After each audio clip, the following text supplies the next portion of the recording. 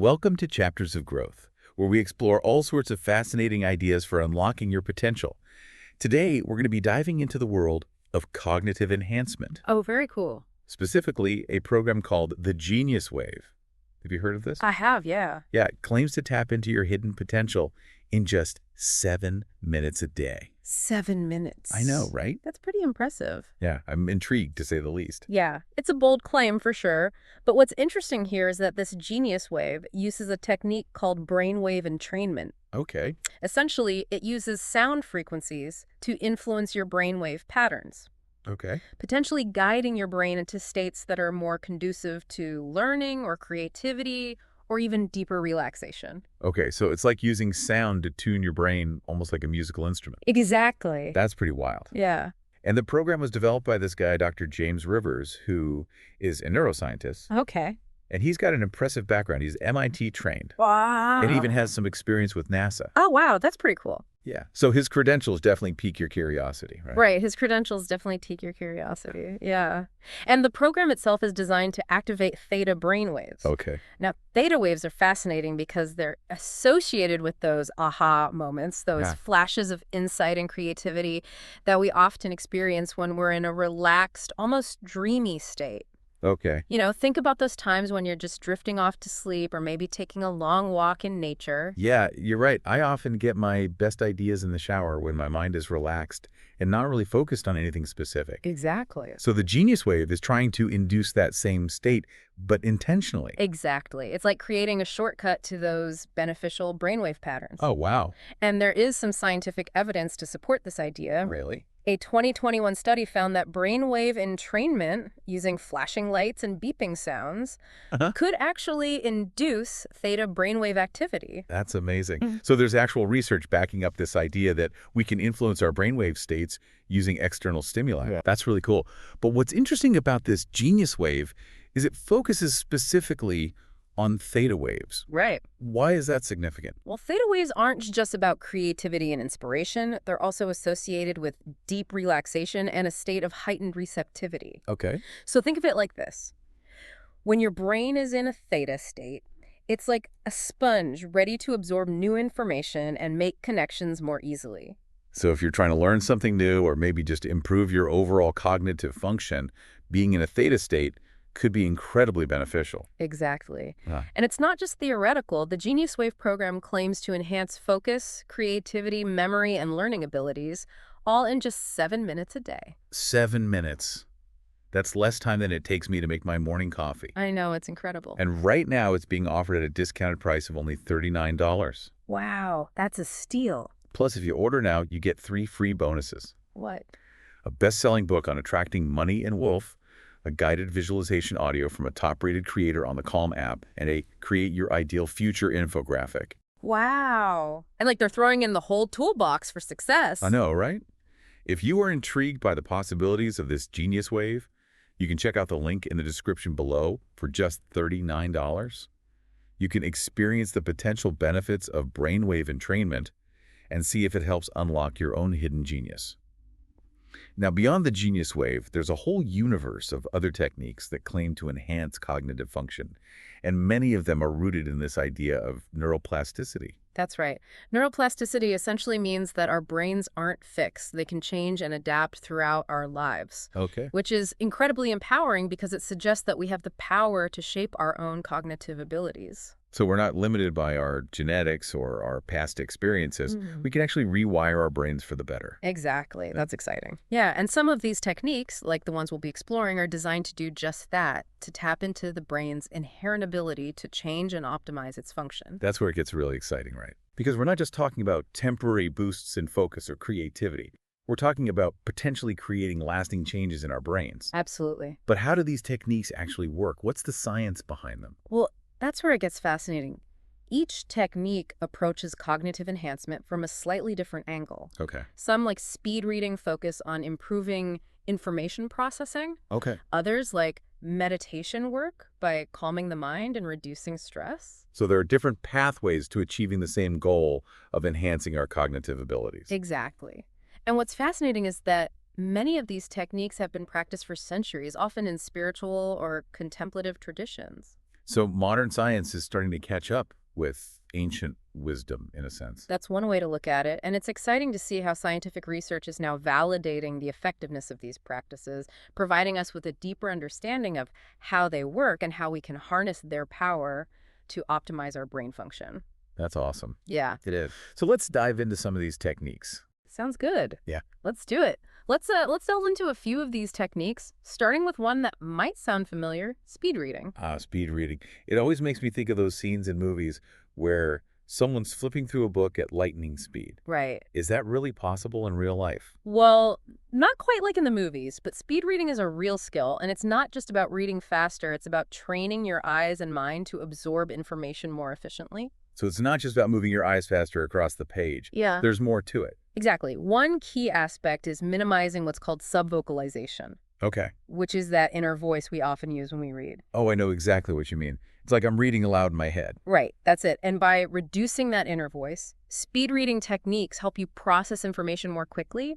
They also involve expanding your visual spans so you can take in larger chunks of text at a glance. So it's almost like training your eyes to see the whole picture instead of just focusing on individual words. But if you're reading so fast, how can you really understand what you're reading? Right, that's the crucial part. Speed reading without comprehension is pointless. Yeah. The techniques are designed to not only increase your reading speed, but also improve your focus and retention. Some speed readers even claim to be able to photograph entire pages in their minds. Mind photography. Yeah. Now that's a skill I'd love to have. Imagine how much faster you could learn and absorb new knowledge. It's a fascinating concept and some pretty impressive figures throughout history. People like Theodore Roosevelt and John F. Kennedy were reportedly avid speed readers. Wow, so this is a technique that's been used by people at the highest levels of achievement. That's inspiring.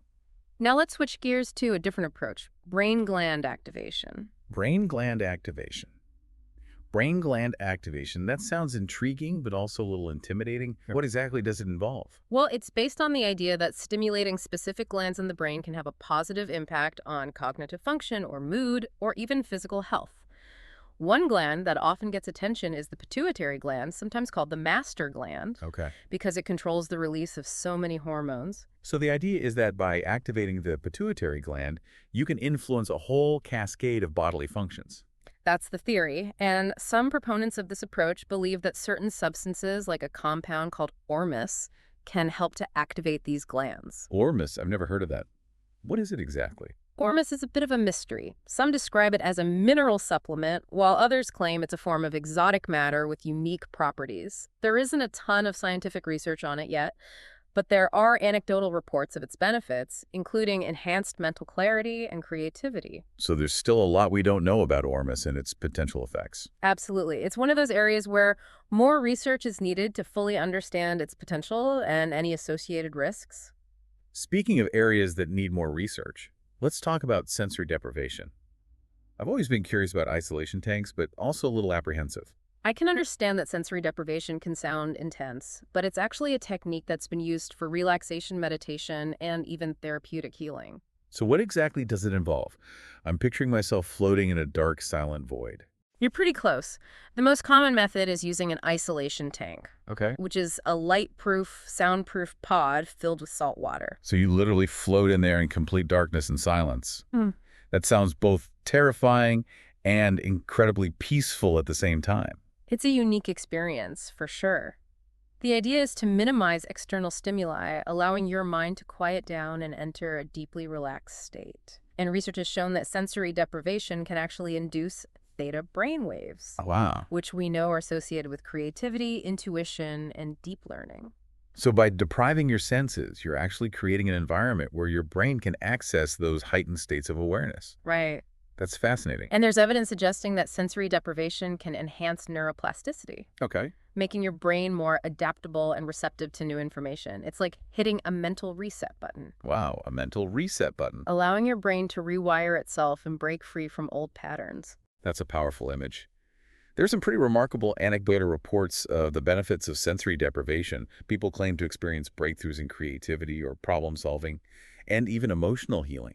Yeah. It sounds like sensory deprivation is a powerful tool for exploring the hidden depths of our minds. I'm definitely intrigued. If you ever decide to try it out, let me know what you think. I will.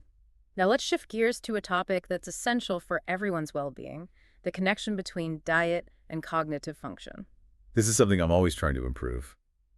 I know what I eat can impact my energy levels and mood, but it can really affect my brain power too. Absolutely.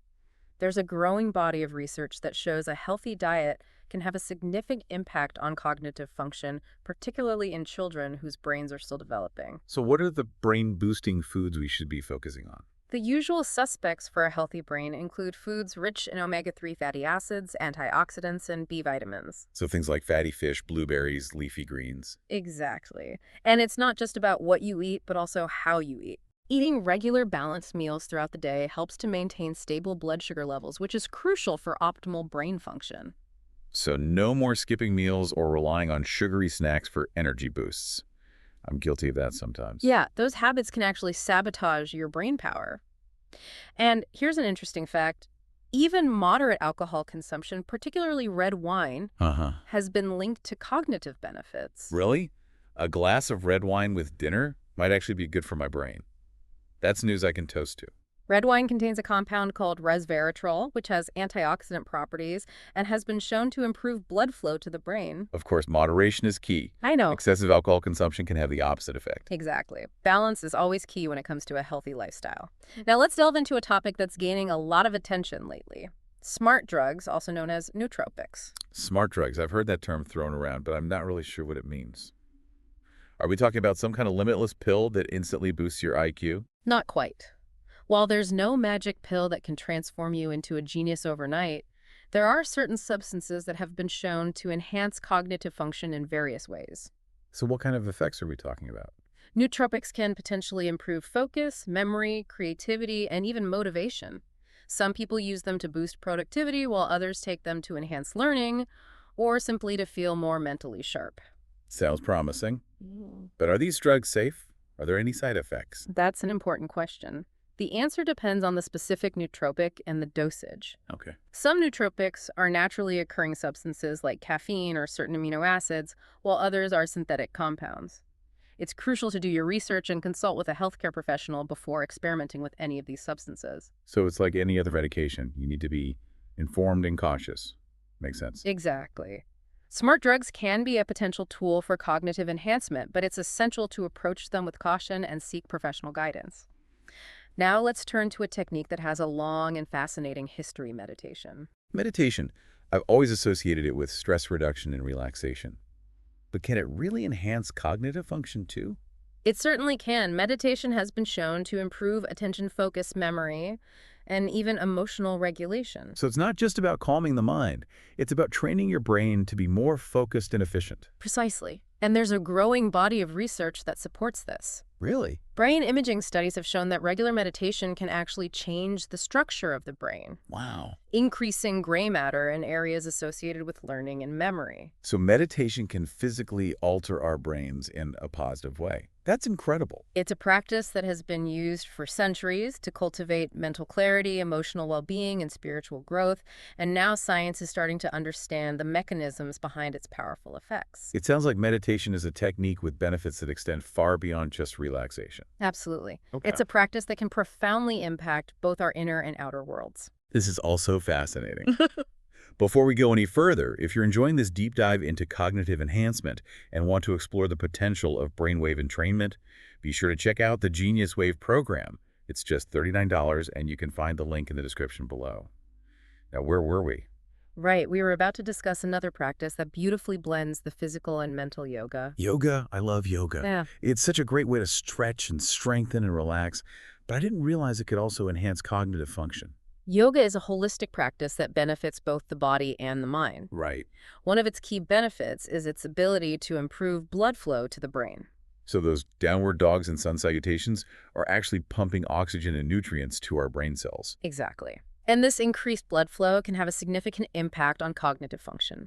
Studies have shown that regular yoga practice can improve memory, attention, and even executive function, What's that? which is the ability to plan, organize, and make decisions. So yoga is not just a physical exercise, it's a brain workout as well. Indeed. And there's more. Yoga also involves deep breathing techniques known as pranayama, which have been shown to calm the nervous system and reduce stress.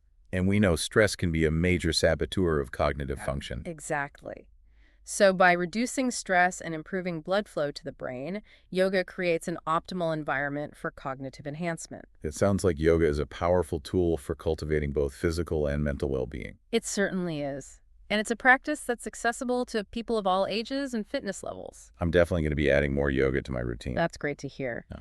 Now let's explore a technique that's gaining popularity, especially in Asia, midbrain activation. Midbrain activation. Mhm. I'm not familiar with that one. What is it all about? The midbrain is a small but crucial part of the brain Okay. that connects the left and right hemispheres. So it's like a bridge between the logical and creative sides of our brain. Exactly. And midbrain activation techniques aim to stimulate and enhance the function of the midbrain. And what are the purported benefits of this? Proponents claim that midbrain activation can lead to a range of cognitive enhancements, including improved memory, intuition, creativity, and even the ability to process information more quickly. Wow, that sounds pretty amazing. How does it work? There are various methods used, including Okay. specific exercises, meditation techniques, and even the use of sound frequencies. Interesting. It sounds like midbrain activation is still a relatively new and unexplored area. It is. There's not a lot of scientific research on it yet, but there's a growing number of anecdotal reports of its benefits, particularly in children. Okay, so it's definitely an area to watch. Now let's move on to a technique that has a long and fascinating history: hypnotism. Hypnotism is really a fascinating area. There's a lot of misunderstanding about it. Yeah, hypnotism I've always been curious about. Is it really possible to control someone's mind through hypnosis? That's a common misconception. Yeah. Hypnosis is not about mind control. It's about guiding someone into a deeply relaxed and focused state Okay. where they are more receptive to suggestions. So it's more about tapping into the power of the subconscious mind. Exactly. And hypnosis has been used for a variety of purposes, pain management, stress reduction, and even habit change. And how does it tie into cognitive enhancement? Well, hypnosis can be used to prime the mind for learning, improve concentration, and even enhance creativity. So it's like giving your brain a boost of motivation and focus. That's a great way to put it. And there have been some notable figures who have reportedly used hypnosis to their advantage. Albert Einstein, for example, was known to practice self-hypnosis regularly. Wow, so even a genius like Einstein believed in the power of hypnosis. It seems so. And there's a growing body of research that supports the potential benefits of hypnosis for cognitive enhancement. Fascinating. Now let's talk about subliminal messaging. Subliminal messaging, yeah, another interesting one. Subliminal messaging, that's another one that's always intrigued me. Is it really possible to influence someone's behavior through subliminal messages? That's a controversial topic, and the research on it is mixed. Some studies suggest that subliminal messages can have a subtle influence on our thoughts and behaviors, while others find no significant effects. So it's not like those scary scenarios we see in movies where people are brainwashed by subliminal messages. No, subliminal messages are typically very subtle and often presented below the threshold of conscious awareness. So we might not even be aware that we're being exposed to them. That's right, and that's why it's difficult to measure their effects. Right. However, there is some evidence to suggest that subliminal messages can activate certain areas of the brain, including those associated with emotions and motivation. So even if we're not consciously aware of them, they might still be having an impact on our brains. That's a possibility, and it's an area that warrants further research. Definitely. Now let's move on to some other genius techniques that are perhaps a little less well known. All right, sounds good. One technique that caught my eye is ambidexterity. Oh, yeah. The ability to use both hands equally well. Ambidexterity, it's a fascinating area. It makes me think of Leonardo da Vinci. Didn't he write backwards with his left hand? Is Yeah. there really a connection between ambidexterity and genius-level intelligence? There might be. What's fascinating is that a surprising number of renowned geniuses throughout history, people like Einstein, Michelangelo, Tesla, they were all ambidextrous. Really? So it's not just a random quirk. There's potentially a neurological basis for it. Yeah, brain scans show that ambidextrous people have almost perfectly symmetrical brains, Wow. which means they're naturally in a whole brain state utilizing both hemispheres more equally. And we've talked about how whole brain thinking, that synchronization between the left and right hemispheres, can lead to enhanced cognitive function. So while we can't all become ambidextrous overnight, it does raise interesting questions about the potential benefits of activities that promote whole brain thinking. Right. Okay, here's another one that's been debated for years: the Mozart effect. Ah, the Mozart effect. Is it true that listening to classical music can actually make you smarter? The research on this is intriguing. Studies have shown that listening to certain types of music, particularly Mozart, can temporarily boost spatial temporal reasoning, which is the ability to visualize and manipulate objects in space.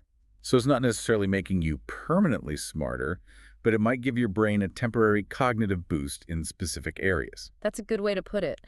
And while the effects might be short-lived, it does suggest that music can have a powerful impact on brain function. I'll definitely be putting on some Mozart next time I need to tackle a complex project. It's certainly worth trying. Now let's shift to a method that's more about training your mind to achieve specific behavioral patterns, neuro-linguistic programming, or NLP. NLP, I've heard the term, but I'm not really sure what it is. Is it like hypnosis? It's a different approach, but there are some similarities. NLP is based on the idea that there's a connection between our neurological processes, language, and behavior. It involves techniques for identifying and changing thought patterns and behaviors that might be limiting us. So it's like rewiring your brain's software to achieve specific outcomes. That's a good analogy. NLP has been used in various fields, from therapy to personal development, to help people overcome fears, improve communication, and achieve their goals. Sounds like a versatile tool for personal growth. It is. Now, for our listeners who are parents or educators, here's a technique that might be particularly interesting: chess. Chess. How does that fit into the picture of cognitive enhancement? Isn't it just a game? Chess has long been associated with intelligence and strategic thinking. Right. Studies have shown that playing chess can improve cognitive skills like problem-solving, planning, and concentration, even in children. So it's not just a game. It's Yeah. a mental workout that can have real cognitive benefits. Exactly. And it's a fun and engaging way to challenge your mind and develop those crucial cognitive skills. We've talked about a lot of different techniques, but there's one fundamental area I want to touch on: hydration. Can something as simple as drinking water really impact our brain function? It absolutely can. Our brains are about 75% water, so staying properly hydrated is essential for optimal cognitive function. So dehydration can actually lead to brain fog and impaired thinking. Precisely. And there's some evidence suggesting that drinking distilled water, which is purified water that has had its minerals removed, Okay, might be particularly beneficial for brain health. interesting. So something as simple as choosing the right kind of water could make a difference. It's certainly worth considering. Now, here's a final thought-provoking technique that's often overlooked: walking. Walking. I do that every day. How can that possibly be a genius method? It might seem too simple, but countless creative thinkers, inventors, and problem solvers throughout history have sworn by the power of walking to stimulate their minds. So it's not just about physical exercise. It's about giving your brain a chance to wander and make connections. Exactly. Walking, especially in nature, can help to clear your head, reduce stress, and spark new ideas. It's like giving your subconscious mind a chance to work its magic. Wow, that makes a lot of sense.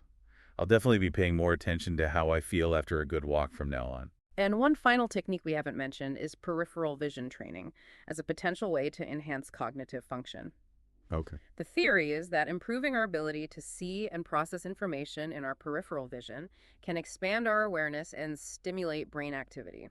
It sounds like we've only scratched the surface of what's possible when it comes to unlocking our brain's potential. Absolutely. And what's so exciting is that many of these techniques are accessible to anyone who's willing to explore and experiment. And if you're ready to embark on that journey of exploration, don't forget to check out the Genius Wave program.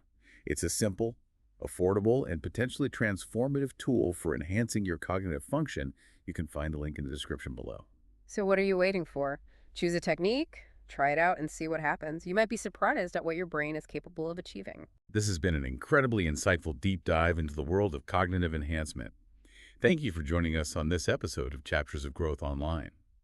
If you enjoyed this exploration of cognitive enhancement, be sure to subscribe to our channel and check out our YouTube channel for more mind-expanding content.